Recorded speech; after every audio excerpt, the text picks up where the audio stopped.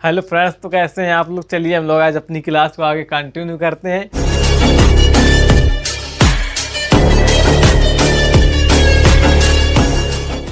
और आज हम लोगों को देखना था हिमालय का नदियों के आधार पर विभाजन। तो चलिए हम लोग देखते हैं।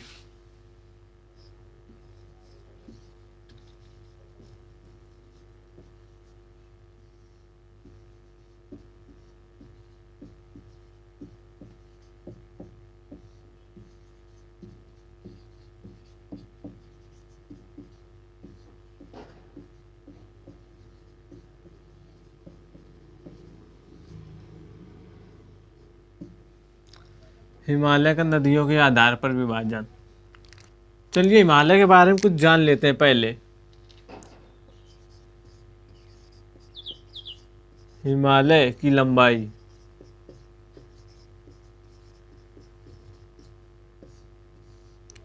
2500 किलोमीटर।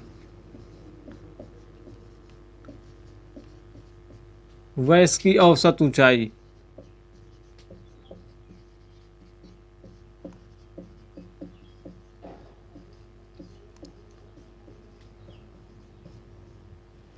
इसकी औसत ऊंचाई 6000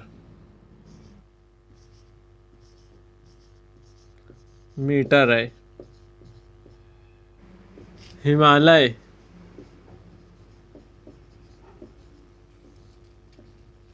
5 लाख वर्ग किलोमीटर में फैला हुआ है, क्षेत्र में फैला हुआ है।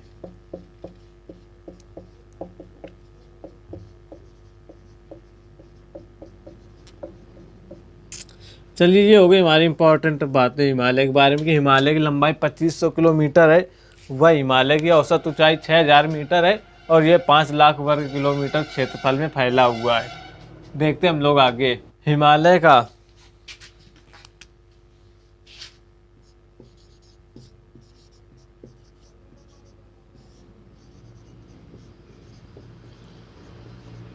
नदियों के आधार पर विभाजन।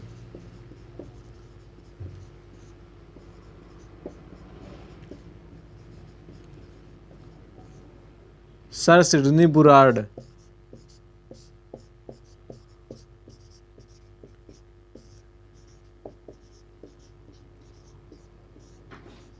ने किया था। ये लाइन बहुत इंपॉर्टेंट है, पूछा जा सकता है हिमालय के नदियों के आधार पर विभाजन किसने किया था। तो हिमालय के नदियों के आधार पर विभाजन सर सिडनी बुरार्ड ने किया था। तो चलिए इसका स्क्रीनशॉट ले लीजिए, फिर हम लोग चलते हैं आगे। तो चलिए हम लोग देखते हैं आगे। हिमालय की नदियों के आधार पर विभाजन देख रहे थे, देखते हैं कौन सी नदी हमारी कहाँ से निकलती है। सबसे पहले यहाँ से हमारी सिंधु नदी। सिंधु नदी कहाँ से निकलती है हमारी ये सिंधु नदी? तिब्बत से। तिब्बत से चेमायुंगडुंग ग्लेशियर से।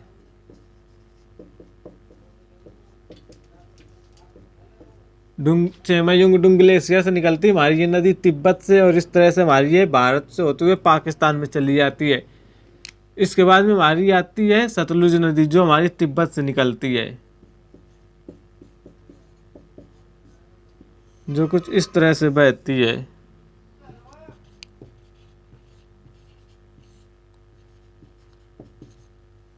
इसके बाद में हमारी आती है काली नदी।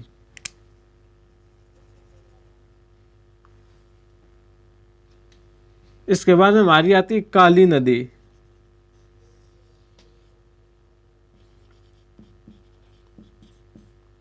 काली नदी जो हमारी उत्तराखंड से निकलती है। मेन रूप से ये हमारी हिमालय से निकलती है, लेकिन इसका उद्गम उत्तराखंड पर होता है। इसके बाद हमारी सिक्किम से निकलती है तीस्ता नदी।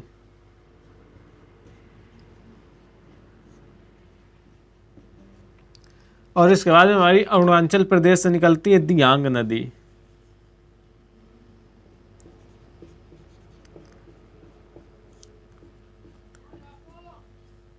दियांग नदी। देखते हैं हम लोग एक बार फिर से कौन सी नदी कहाँ से निकलती है। देखिए सबसे पहले यहाँ पर हमारी ग्लेशियर चेमायुंगडुंग ग्लेशियर है और यहाँ पर तिब्बत है पड़ता है। तिब्बत से हमारी सिंधु नदी निकलती है। इसके बाद तिब्बत से ही हमारी सतलुज नदी भी निकलती है। इसके बाद हमारी उत्तराखंड से काली नदी निकलती है और इधर सिक्किम से हमारी तीस्ता नदी निकलती है और यहाँ से हमारी दियांग नदी निकलती है।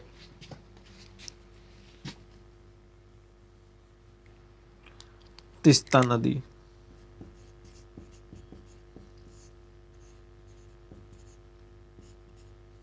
ऐसा लग रहा है जैसे संगम होने के बाद में तीस्ता नदी लिखा गया हो। ये हो गई हमारी तीस्ता नदी और यहाँ अरुणाचल प्रदेश से हमारी दियांग नदी। ब्रह्मपुत्र को यहाँ पर दियांग कहा जा रहा था। चलिए अब देख लेते हैं हिमालय के नदियों के आधार पर हिमालय का विभाजन हो गया। अब किस नदी के बीच के हिमालय को क्या कहा जाता है हम लोग वो भी देख लेते हैं। चलिए हम लोग देखते हैं सबसे पहले सिंधु नदी और सतलुज नदी। सबसे पहले सिंधु नदी और सतलुज नदी के बीच के हिमालय को पंजाब हिमालय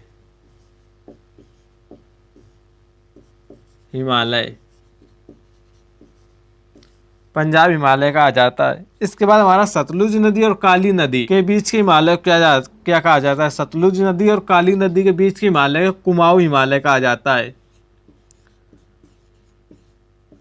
कुमाऊं हिमालय। जैसा हमने पहले ही बताया था कि हमारा पंजाब नदियों के आधार पर हिमालय पंजाब हिमालय, कुमाऊं हिमालय, नेपाल हिमालय और असम हिमालय में बांटा गया है। तो उसी तरह देखते हैं हम लोग यहाँ से सिंधु नदी और सतलुज नदी के बीच में जो हिमालय आ रहा है कुछ इस तरह से हमारा हिमालय गया हुआ है। तो जितना हिमालय सिंधु नदी और सतलुज नदी के बीच में आ रहा है उसे हम लोग पंजाब हिमालय कहते हैं। और जो हिमालय हमारा सतलुज नदी और काली नदी के बीच में आ रहा है उसे कुमाऊं हिमालय, और जो काली नदी और तीस्ता नदी के बीच में आ रहा है उसे हम लोग नेपाल हिमालय कहते हैं। नेपाल हिमालय। और जो हिमालय हमारा तीस्ता नदी और दियांग नदी के बीच में आ रहा है उसे हम लोग असम हिमालय कहते हैं। असम हिमालय। तो ये हो गया हमारा नदियों के आधार पर हिमालय के विभाजन। एक बार फिर से देखते हैं। देखिए हमारी नदी तिब्बत से निकल रही सिंधु नदी और तिब्बत से हमारी निकल रही सतलुज नदी, और यहाँ हमारे उत्तराखंड से निकल रही काली नदी, सिक्किम से निकल रही हमारी तीस्ता नदी, और यही असम से आ रही दियांग नदी। दियांग नदी को यह सब में ब्रह्मपुत्र नदी को यह सब में दियांग कहा जाता था। तो देखते हैं हमारी सिंधु नदी और सतलुज नदी के बीच के हिमालय को पंजाब हिमालय, सतलुज नदी और काली नदी के बीच के हिमालय को कुमाऊं हिमालय, और काली नदी और तीस्ता नदी के बीच के हिमालय को नेपाल हिमालय, और तीस्ता नदी और दियांग नदी के बीच के हिमालय को असम हिमालय के नाम से जाना जाता है। तो चलिए इसका स्क्रीनशॉट ले लीजिए, फिर हम लोग चलते हैं आगे। तो चलिए हम लोग देखते हैं अपना पंजाब हिमालय।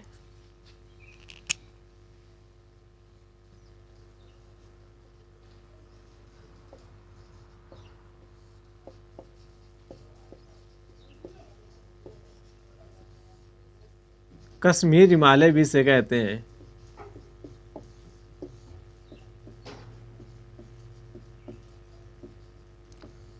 पंजाब हिमालय या कश्मीर हिमालय, यह हमारा सिंधु और सतलुज नदी के बीच में स्थित है।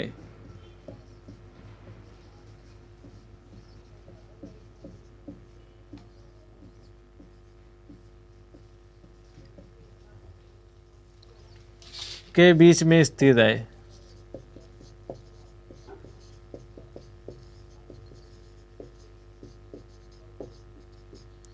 और इसकी लंबाई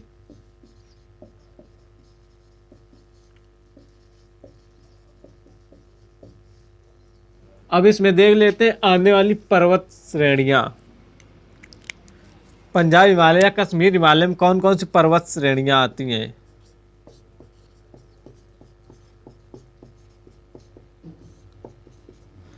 पर्वत श्रेणियां काराकोरम,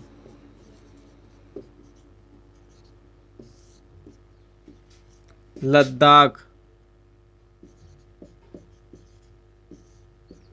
जास्कर और धौलाधार रेंज।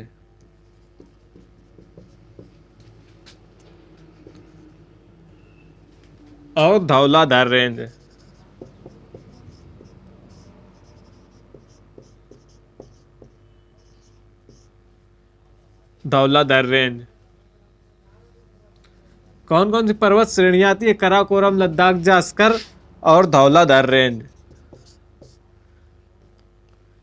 काराकोरम, लद्दाख, जास्कर और धौलाधर रेंज। ये तीनों हमारी ट्रांस हिमालय के भाग हैं। काराकोरम, लद्दाख, जास्कर, ये तीनों ट्रांस हिमालय के भाग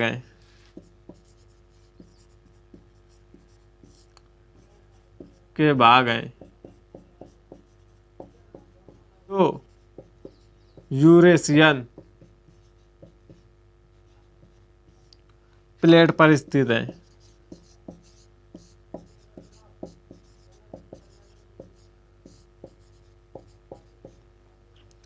चलिए, ये हो गया हमारा काराकोरम, लद्दाख और जास्कर। ये हमारे ट्रांस हिमालय के भाग हैं जो यूरेशियन प्लेट पर स्थित हैं। अब यह किस पे और आता है? काराकोरम कुछ इस तरह से ऊपर हमारा है, ये बन नहीं रहा, कुछ ऐसे, कुछ काराकोरम, लद्दाख, फिर जास्कर, फिर ये आती है धौलाधर, और यहाँ पर हमारी आती है कैलाश रेंज। तो ये कैलाश रेंज यहाँ पर अभी नहीं आई, उसको हम लोग आगे देखेंगे, और धौलाधर को भी हटा देंगे। काराकोरम, लद्दाख और जास्कर, ये तीनों प्लेटें, पर्वत श्रेणियाँ हमारी जो है ट्रांस हिमालय का भाग है। चलिए देखते हैं हम लोग आगे।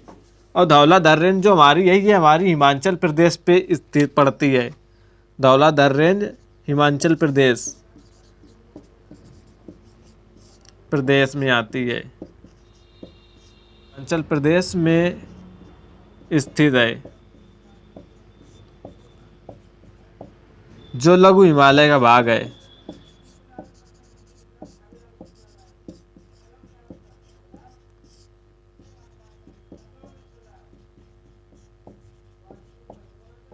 चलिए हम लोग इसको देख लेते हैं एक बार फिर से। हमारा सबसे पहले आता है पंजाब हिमालय या कश्मीर हिमालय, जो सिंधु व सतलुज नदी के बीच में स्थित है, और इसकी लंबाई 560 किलोमीटर है। और इसमें पर्वत श्रेणियाँ काराकोरम, लद्दाख, जास्कर, ये तीनों हमारी हिमालय ट्रांस हिमालय पे आती हैं। और धौलाधर रेंज हमारी हिमाचल प्रदेश पे आती है, जो लघु हिमालय का भाग है, और जो हमारा ट्रांस हिमालय में आती है। और ये तीनों हमारी जो है यूरेशियन प्लेट पर स्थित है।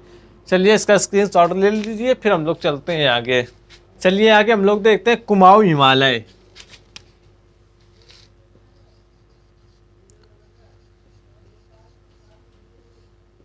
कुमाऊं हिमालय, कुमाऊं हिमालय जो हमारा सतलुज और काली नदी के बीच स्थित है।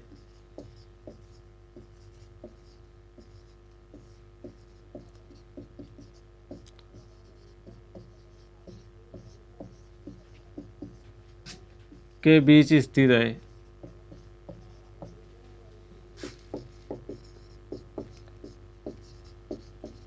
जिसकी लंबाई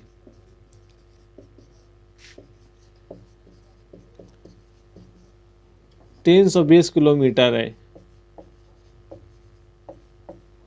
और इसकी सर्वोच्च चोटी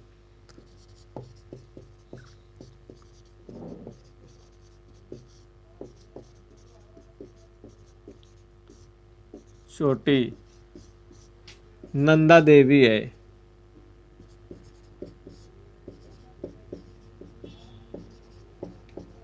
जो हमारी कहाँ है? उत्तराखंड में पड़ती है। इसकी अब देख लेते हैं पर्वत चोटी।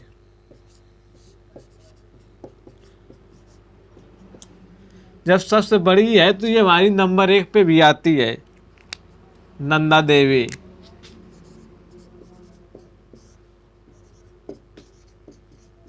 जिसकी ऊंचाई है 7817 मीटर।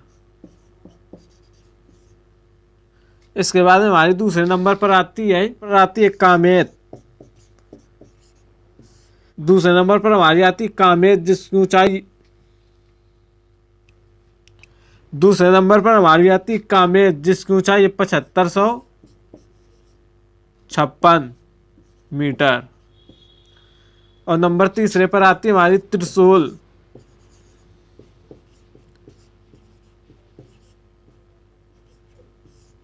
जिसकी लंबाई है 7140 मीटर।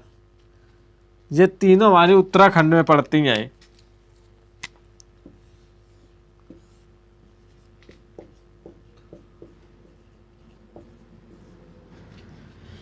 तो देखते हैं हम सबसे पहले कुमाऊं हिमालय। कुमाऊं हिमालय सतलुज व काली नदियों के बीच में स्थित है, जिसकी लंबाई 320 किलोमीटर। इसकी सर्वोच्च चोटी हमारी नंदा देवी जो उत्तराखंड में पड़ती है, और इसकी पर्वत चोटियां जो ऊंची हैं उनको देख लेते हैं। हमारी नंदा देवी 7817 मीटर, कामेत 7556 मीटर और त्रिशूल हमारी 7140 मीटर है। और ये तीनों चोटियां हमारी उत्तराखंड में पड़ती हैं।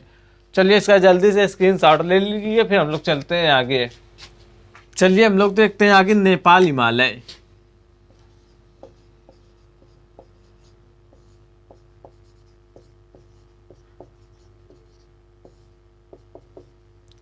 यह काली और तिस्ता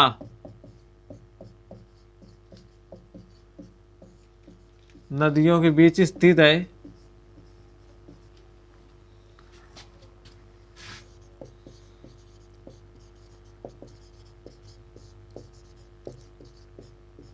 जिसकी लंबाई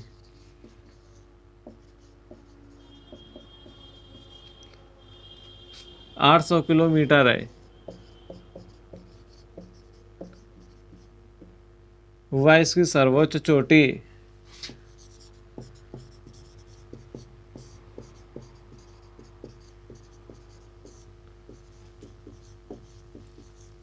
माउंट एवरेस्ट है।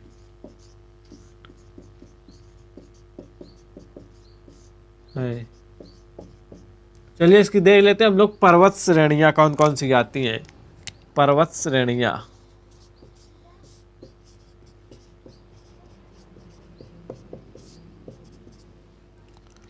सबसे पहले हमारी माउंट एवरेस्ट।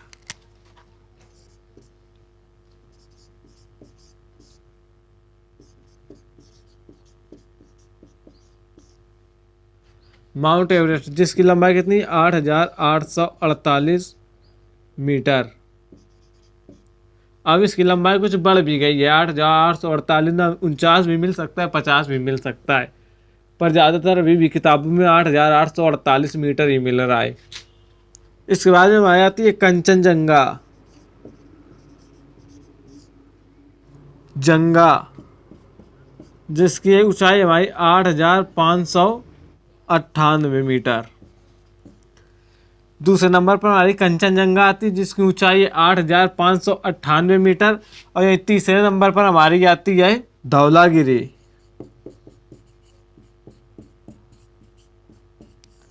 जिसकी लंबाई 8172 मीटर। इसके बाद तीसरे नंबर पर हमारी आती है मकालू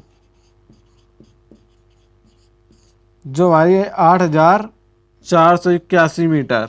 8481 मीटर।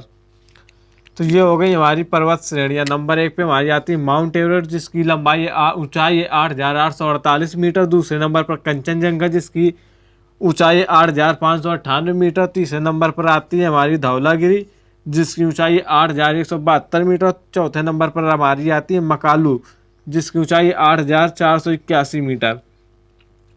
सबसे ज़्यादा आपके एग्जाम के लिए इम्पोर्टेंट माउंट एवरेस्ट और इसकी लंबाई याद कर लेना। बाकी ये जान लेना है कौन कहाँ पर पड़ती है। बाकी इतना ज़्यादा नहीं पूछा जाएगा मकालू की लंबाई कितनी है, क्या की इसकी कितनी है। चलिए इसका स्क्रीनशॉट ले लीजिए, फिर हम लोग चलते हैं आगे। तो चलिए हम लोग देखते हैं अपना अगला और लास्ट हिमालय, असम हिमालय।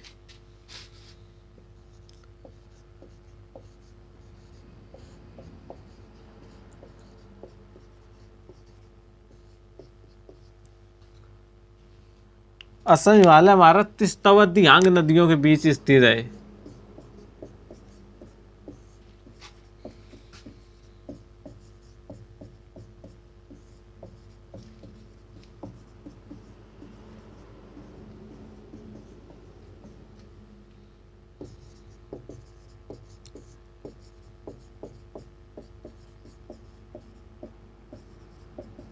जिसकी लंबाई 750 किलोमीटर है। कुला कांगड़ी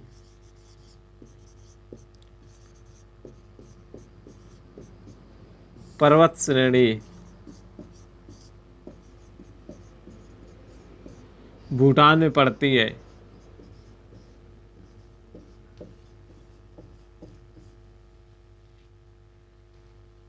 कुला कांगड़ी पर्वत श्रेणी भूटान में पड़ती है और भूटान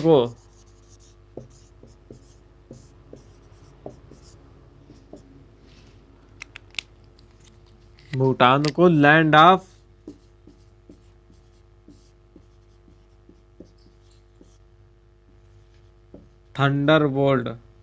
थंडरबोल्ट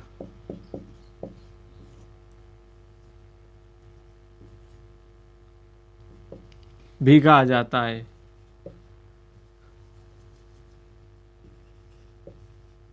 भी कहा जाता है।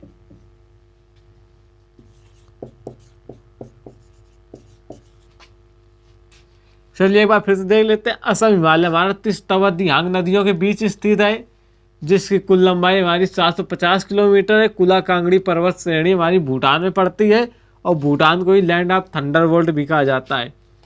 चलिए देखते हैं, ये हमारी क्लास थोड़ी सी लंबी हो गई है और थोड़ी सी तबीयत भी हमारी नहीं सही। चलिए इसको यहीं तक रखते हैं, आगे का हिमालय ऊंचाई के आधार पर जिसका भी विभाजन हम अगली क्लास में कर लेंगे। Thank you.